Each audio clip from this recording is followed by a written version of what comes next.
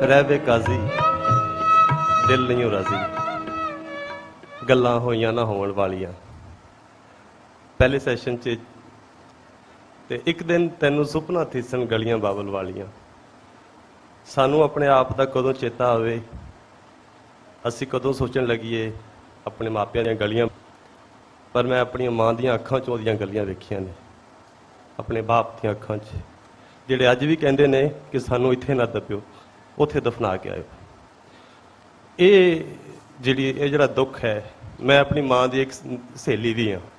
ਮੈਂ ਆਪਣੀ ਮਾਂ ਦੇ ਨਾਲ ਬਹੁਤ ਨੇੜੇ ਹੋ ਕੇ ਉਹਦੇ ਅੰਦਰ ਦੇ ਜਿਹੜੇ ਦੁੱਖ ਨੇ, ਅੰਦਰ ਦੀਆਂ ਜਿਹੜੀਆਂ ਕਹਾਣੀਆਂ ਨੇ, ਜਿਹੜੀਆਂ ਕਿ ਬਿਆਨੀਆਂ ਵੀ ਨਹੀਂ ਜਾ ਸਕਦੀਆਂ, ਮੈਂ ਖੋਲ੍ਹ ਵੀ ਨਹੀਂ ਸਕਦਾ। ਮਾਂ ਮੇਰੀ ਦਾ ਔਰ ਮੇਰੇ ਬਾਪ ਦਾ ਤਾਲੁਕ ਇੰਡੀਅਨ ਪੰਜਾਬ ਦੇ ਸੂਬੇ ਆਪਣਾ ਜ਼ਿਲ੍ਹਾ ਹੁਸ਼ਿਆਰਪੁਰ ਨਾਲ ਹੈ। ਜੰਡੀ ਪਿੰਡ ਸ਼ਾਮ 84 ਦੇ ਕੋਲ ਹੈ, ਉੱਥੇ ਦੀ ਮੇਰੀ ਮਾਂ ਹੈ। ਤੇ ਵੰਡ ਗਈ, ਮੇਰੇ ਬਾਪ ਨੇ ਇਹ ਆਪਣੇ ਪਿੰਡੋਂ ਟੁਰੇ, ਮੇਰੀ ਮਾਂ ਹੋਰੀ ਔਰ ਵਾਲਦ ਸਾਹਿਬ ਹੋਰ ਦੂਸਰੇ ਪਿੰਡੋਂ ਟੁਰੇ। ਤੇ ਰਿਫਿਊਜੀ ਕੈਂਪ ਦੇ ਵਿੱਚ ਮੇਰੀ ਮਾਂ ਦਾ ਘੁੰਡ ਚੁੱਕਿਆ ਸੀ ਮੇਰੇ ਪਿਓ ਨੇ। ਉੱਥੋਂ ਟੁਰਦੀ ਹੈ ਬੇਘਰੀ, ਉੱਥੋਂ ਟੁਰਦੇ ਨੇ ਸਾਰੇ ਦੁੱਖ ਜਿਹੜੇ ਮੈਂ ਵੇਖੇ। ਫਿਰ ਪਿੰਡ ਦੇ ਬਾਬਿਆਂ ਦੀਆਂ ਗੱਲਾਂ, ਕਿਉਂਕਿ ਸਾਡਾ ਸਾਰਾ ਪਿੰਡ ਜਿਹੜਾ, ਮੇਰਾ ਪਿੰਡ ਲੈਲਪੁਰ ਜ਼ਿਲ੍ਹੇ 'ਚ ਹੈ, ਸਮੁੰਦਰੀ ਵੱਲ ਨੂੰ ਜਾਈਏ ਤੇ ਡਿਜਕੋਟ ਦੇ ਨਾਲ ਕਸਬੇ ਦੇ ਨਾਲ ਇੱਕ ਪਿੰਡ ਹੈ ਚੜ੍ਹਦੇ ਪਾਸੇ 3 ਮੀਲ, ਫਰਾਲਾ ਉਹਦਾ ਨਾਂ ਹੈ। ਉਹ ਸਾਰੇ ਦਾ ਸਾਰਾ ਪਿੰਡ ਮਤਲਬ ਉਜੜ ਕੇ ਆਇਆ ਹੈ। ਜਿਵੇਂ ਨਵਸ਼ਰਨ ਜੀ ਹੋਰਾਂ ਨੇ ਕਿਹਾ ਉਜਾੜਾ, ਇੰਝ ਸਾਡੇ ਪਿੰਡ ਦੇ ਬਾਬੇ ਜਿਹੜੇ ਨੇ ਉਸ ਨੂੰ ਪਾੜਾ ਕਹਿੰਦੇ। ਜਦੋਂ ਪਾੜੇ ਪਏ, ਜਦੋਂ ਉਜਾੜੇ ਪਏ, ਜਦੋਂ ਦੰਗੇ ਹੋਏ, ਉਹਨਾਂ ਵੇਲਿਆਂ ਦੀ ਗੱਲ ਹੈ। ਇਹਨਾਂ ਦੇ ਵਿੱਚ ਕੋਈ ਹਿੰਦੂ ਸਿੱਖਾਂ ਦੀਆਂ ਫੌਜਾਂ ਨਹੀਂ ਸੀ ਖੜੀਆਂ।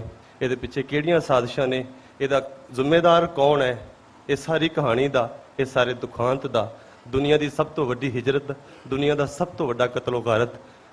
ਔਰ ਇਸ ਦੁਨੀਆ ਦੇ ਵਿੱਚ ਮਤਲਬ ਇਸ ਤਰ੍ਹਾਂ ਦੀਆਂ ਮਿਸਾਲਾਂ ਨਹੀਂ ਹਨ। ਔਰ ਸਾਨੂੰ ਕੁਝ ਪਤਾ ਹੀ ਨਹੀਂ ਹੈ, ਨਾ ਸਾਡੀ ਇਸ ਜਨਰੇਸ਼ਨ ਨੂੰ ਪਤਾ ਹੈ, ਤੇ ਨਾ ਹੀ ਇਹੋ ਜਿਹੇ ਸਿਸਟਮ 'ਚ ਇਹੋ ਜਿਹੀਆਂ ਜਿੱਥੇ ਹੋਰ ਜ਼ੁਬਾਨਾਂ ਖੋਹ ਕੇ ਨਾਅਰੇ ਦੇ ਦਿੱਤੇ ਗਏ ਸਾਨੂੰ ਹੋਰ ਦੇ ਹੋਰ। ਇਹ ਸਾਰਾ ਕੁਝ ਚੇਤੇ ਕਰਕੇ ਅਸੀਂ ਆਪਣਾ ਆਗਾ ਸਵਾਰ ਸਕਦੇ ਹਾਂ। ਉਹ ਸਾਰੀਆਂ ਯਾਦਾਂ, ਉਹ ਸਾਰੀਆਂ ਗੱਲਾਂ ਜਿਹੜੀਆਂ ਅਸੀਂ ਸੁਣੀਆਂ। ਮੈਂ ਲੰਬੀ ਗੱਲ ਨਹੀਂ ਕਰਨੀ ਚਾਹੁੰਦਾ।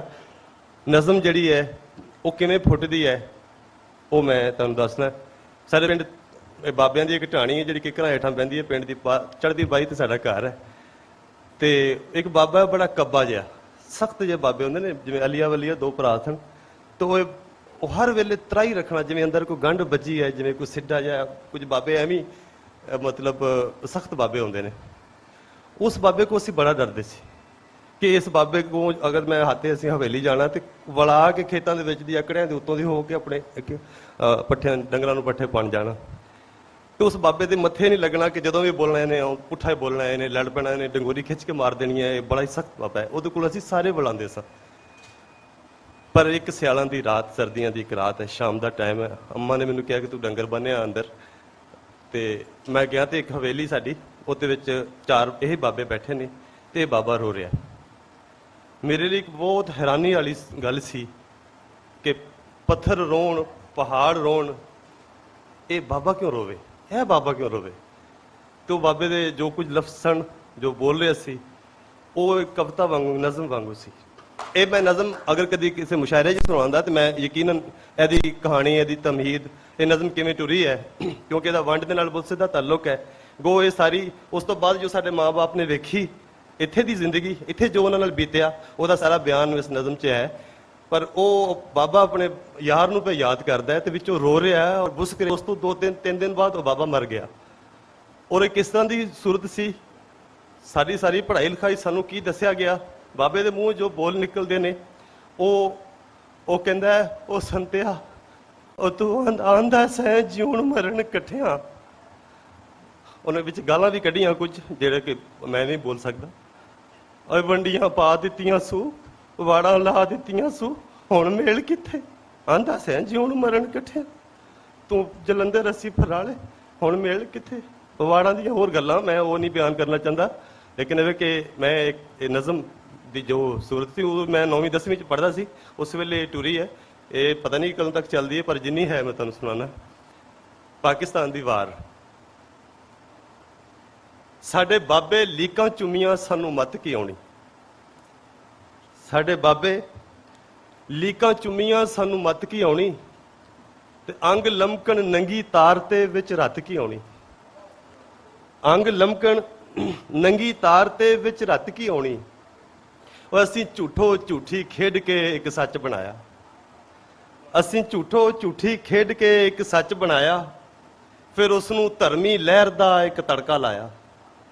ਫਿਰ ਉਸ ਨੂੰ ਧਰਮੀ ਲਹਿਰ ਦਾ ਇੱਕ ਤੜਕਾ ਲਾਇਆ। ਅਸੀਂ ਪਾਕ ਪਲੀਤੇ ਪਾਣੀਆਂ ਵਿੱਚ ਰਿੱਝਦੇ ਜਾਈਏ, ਜਾਂ ਹੱਸੀਏ ਘੂਰੀ ਵੱਟ ਕੇ ਜਾਂ ਖਿੱਚਦੇ ਜਾਈਏ। ਕੋਈ ਨੇਜ਼ੇ ਉੱਤੇ ਸੱਚ ਵੀ ਇੱਥੇ ਨਹੀਂ ਪਚਣਾ, ਉਹ ਭਾਵੇਂ ਈਸਾ ਮੁੜ ਕੇ ਆ ਜਾਏ ਇੱਥੇ ਨਹੀਂ ਬਚਣਾ। ਕੋਈ ਨੇਜ਼ੇ ਉੱਤੇ ਸੱਚ ਵੀ ਇੱਥੇ ਨਹੀਂ ਪਚਣਾ, ਭਾਵੇਂ ਈਸਾ ਮੁੜ ਕੇ ਆ ਜਾਏ ਇੱਥੇ ਨਹੀਂ ਬਚਣਾ। ਅਸੀਂ ਅੱਖਾਂ ਮਲ-ਮਲ ਵੇਖੀਏ ਕੀ ਖੇਡਾਂ ਹੋਈਆਂ, ਉਹ ਕਿਤੇ ਸ਼ੇਰਾਂ ਵਰਗੇ ਸੂਰਮੇ ਅੱਜ ਭੇਡਾਂ ਹੋਈਆਂ। ਤੇ ਚੰਗਾ ਹੀ ਸੀ ਪੁੱਤਰਾ ਜੇ ਦੇਸ਼ 'ਚ ਰਹਿੰਦੇ। ਸਾਡੇ ਬਾਬੇ ਅਜੇ ਵੀ ਦੇਸ਼ ਕਹਿੰਦੇ ਨੇ ਉਸ ਸਥਾਨ ਨੂੰ ਜਿੱਥੇ ਉਹ ਜੰਮੇ ਸਨ। ਚੰਗਾ ਹੀ ਸੀ ਪੁੱਤਰਾ ਜੇ ਦੇਸ਼ 'ਚ ਰਹਿੰਦੇ। ਉਹ ਸਾਨੂੰ ਆਣ ਅੰਗਰੇਜ਼ਾਂ ਰੋਲਿਆ, ਸਾਡੇ ਬਾਬੇ ਕਹਿੰਦੇ। ਉਹ ਸਾਨੂੰ ਸੱਜਾ ਹੱਥ ਵਿਖਾ ਕੇ ਮਾਰੀ ਸੂ ਖੱਬੀ, ਉਹ ਅਸੀਂ ਜੰਨਤ ਵੱਲ ਨੂੰ ਨੱਠ ਪਏ ਤੇ ਦੋਜ਼ਖ ਲੱਭੀ। ਸਾਨੂੰ ਸੱਜਾ ਹੱਥ ਵਿਖਾ ਕੇ ਮਾਰੀ ਸੂ ਖੱਬੀ, ਅਸੀਂ ਜੰਨਤ ਵੱਲ ਨੂੰ ਨੱਠ ਪਏ ਤੇ ਦੋਜ਼ਖ ਲੱਭੀ। ਅਸੀਂ ਜੁੱਤੇ ਵਿੱਚ ਪੰਜਾਲੀਆਂ ਹਲ ਬਣ ਗਏ ਫਾਈਆਂ। ਅਸੀਂ ਬਹੁਤ ਸਾਰੇ ਲਫ਼ਜ਼ ਤੁਹਾਨੂੰ ਸਮਝ ਸ਼ਾਇਦ ਨਾ ਆਉਣ ਪੰਜਾਬੀ ਵਸੇਬੀ। ਅਸੀਂ ਜੁੱਤੇ ਵਿੱਚ ਪੰਜਾਲੀਆਂ ਹਲ ਫਾਈਆਂ। ਅਸੀਂ ਖੇਤਾਂ ਵਿੱਚ ਹੀ ਬੀਜੀਆਂ ਕਈ ਸਾਲ ਛਮਾਈਆਂ।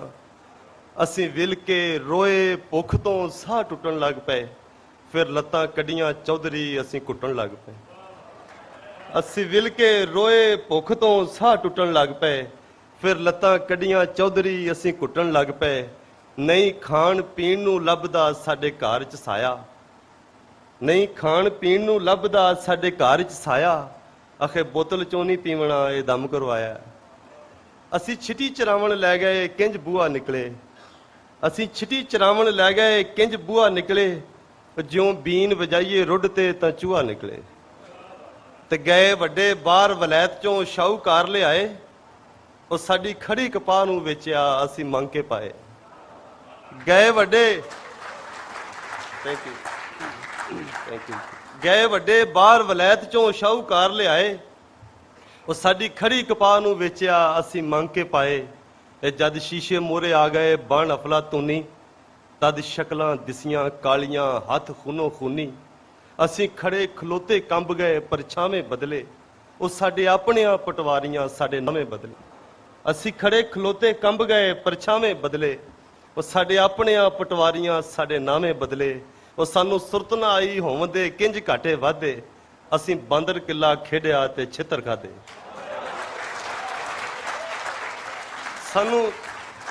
ਸਾਨੂੰ ਸੁਰਤ ਨਾ ਆਈ ਹੋਵਦੇ ਕਿੰਜ ਘਾਟੇ ਵਾਧੇ।